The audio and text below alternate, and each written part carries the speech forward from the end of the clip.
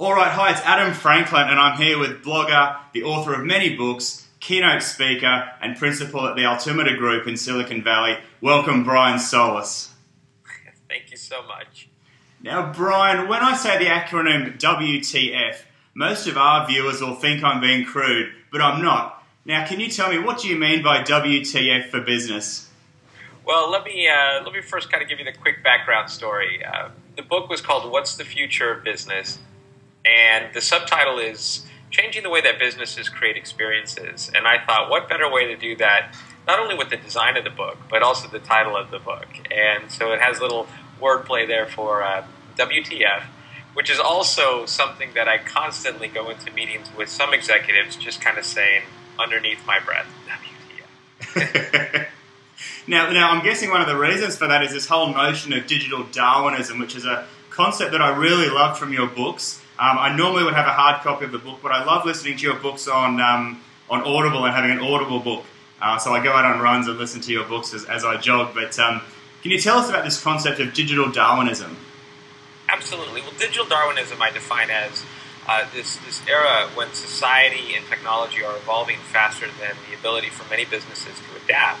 And it's not necessarily, we're seeing businesses incorporate new technology into the organization, but it's not just a technology solution. It's a philosophical solution. It's looking inside the organization, maybe reevaluating the vision and the mission of the company, and uniting what is really today disparate groups and functions within the company to unite under a different, more renewed goal, let's just say. So digital Darwinism, in order to sort of thrive in this very competitive era, is going to take a much bigger approach. Okay, and one of the things, there's a book out in Australia. It's just been released, and you're featured in it. It's called Micro-Domination by one of my Aussie colleagues, Trevor Young, and you've been described as a micro maven. And in it, you're saying that it's not just about becoming social or getting a blog. The whole philosophy's fundamentally shifted to this idea of relentless giving. Now, how do organisations, I guess, avoid that digital Darwinism and avoid becoming distinct? How do they go about relentless giving, and why should they? Well, first of all, congratulations to Trevor. He's a longtime friend, and to be called a micro maven, I'm not sure if that means that I'm short or that I'm focused. But the reality is that he's right. The way that the book unfolds, quite literally, is through what I distilled down to 4 moments of truth. In The End of Business as Usual, which was my last book, I took a look at the entire dynamic consumer journey, and I introduced what essentially is the new map.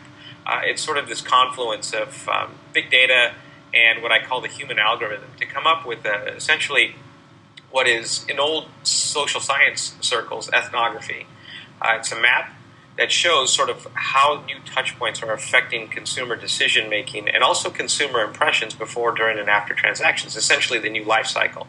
And the last book was a bit more academic, and with this book I wanted to make it a bit more approachable. And so I decided to take a look, revisit that map, if you will, to see how can everybody else sort of understand it, not just academics and not just experienced executives, but everybody fighting for change. And the moments of truth is something that is very well understood by marketers and advertisers and public relations professionals and even executives. So I decided to then say, what does the new world look like if we were able to break it down this way? And I realized that the thing that unites every moment of truth are shared experiences. So I introduce a 4th moment of truth, which is called the ultimate moment of truth. And we could talk a little bit more about these moments in a second, but it's this idea that every step of the way, with blogs, and YouTube videos, and mobile apps, mobile web surfing, everything, it's sort of being defined by what people experience, share, what they're looking for along the way, and that kind of collects into this cloud-based repository that affects every other person's moments of truth. So your experiences are there for me to see. If we're connected, I see them as they happen. If we're not connected and I'm going through this journey, I see them as I'm exploring, as I'm going through the discovery process. So the thing that becomes really important to business is that shared experiences are going to influence your brand, are going to influence people's decisions for or against you. The thing about it, though, is that most businesses don't even know what those shared experiences are. They just keep pushing what to use Trevor's word, relentlessly pushing their marketing message, their story, their branding, their creative, their products, not necessarily taking into account, well, what is the experience we want you to have, and what is the experience you are having, and what's the gap, and how can we close it? And is that the same situation for for big corporates, startups, and everything in between? Does it matter what size you are? Doesn't matter. It affects every business of every size. The connected society is only becoming increasingly connected. And so when you look at, say, how business was done and how business needs to be done in the future, look, at the end of the day, not everybody's connected. But certainly a significant amount, especially everybody in Australia, connectedness is becoming much more profound, right? And this is a mission, for example, that my friends at Telstra are leading. And when you look at what that means, it's once you become connected, once you live the digital lifestyle, you no longer behave like a traditional consumer, aka the audience. You now start to get more connected. As a result of that, you become more informed. Once you become more informed, you become more empowered. And that nets out to an increased expectation. So all of this is happening psychologically. This is affecting behavior, all without necessarily having the understanding from the business standpoint how much this is changing. So if they're not changing along with it, they're forever going to react to it. So this sort of contributes to digital Darwinism. Like, think about this for a moment. Businesses are embracing social media. They're embracing mobile apps.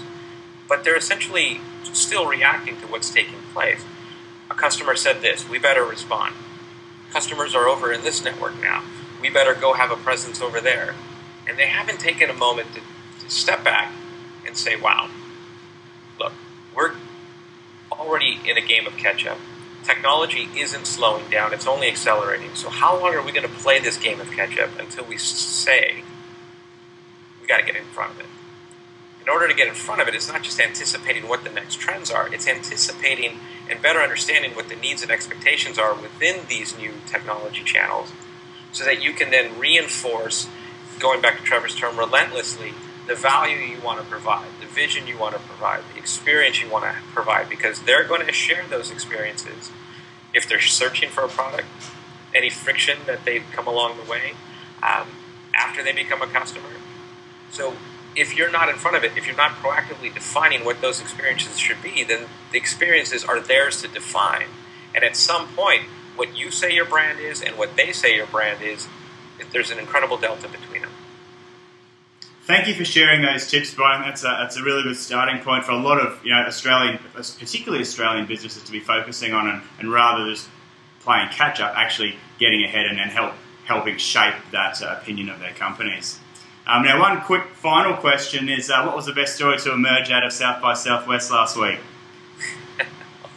I'm going to have to be a little bit selfish with that one. I invited Shaquille O'Neal, to join me as on the keynote stage on Sunday, and it was an amazing experience. We presented in front of what had to have been at least 1,000 people in this beautiful auditorium, and we had just a witty bit of banter between us for about an hour, and he is just an adorable human being, very charming, very smart, very witty, very entertaining, and we had the entire audience laughing throughout. That generated stories all over the place, including CNN, TechCrunch, Mashable, and I just have to say that not only was that one of the hotter moments of South by Southwest, but the two of us emerged as better friends because of it. It was just such a great experience for both of us. That is awesome. I love hearing stories about that. And I'm going to be cheeky and say, did you guys work out the height difference between you and Shaq? It's funny you should say that. If you, for all of you who are watching this right now, you can actively search the web. You can search my Facebook page, and you'll see some very, we'll just say that they're funny pictures, to say the least, including one where he literally has me completely bench pressed over his head. It's an incredible picture. I'll look them up, Brian. They sound like a lot of fun. Now, finally, where can people go to find out more about the book and more about yourself? Well, excellent. I'm just going to add 5 seconds on this. You can find the book at WTFbusiness.com. And just in closing, it's not just a book. I put a lot into the design. The publisher gave me the rights to sort of basically take over creative control. And I worked with the folks at Mechanism. They designed the Beyonce Super Bowl commercial. Just such a clever group of creative professionals. And also worked with Gaping Void, who's a tremendous artist. And together what we worked on was a book that is essentially, I call it an analog app. You know, if you rethink how people are reading books today and how they're reading information, say on the web or on their small screens, behavior's changed. You know, they need things differently. It's got to be incredibly visual. It's got to be for color. It's got to be, data has to be presented in a certain way so they don't feel like they're taking on too much. And that you can make the book an experience in of itself. So really what I wanted to do was have people think about the importance of print again. And if I can sort of make a print book matter in a business world, in a technology-driven world, imagine what you can do with your business. Thank you for those thoughts, Brian. It's been an absolute pleasure, and I look forward to seeing you again sometime soon. Pleasure's all mine. Thank you.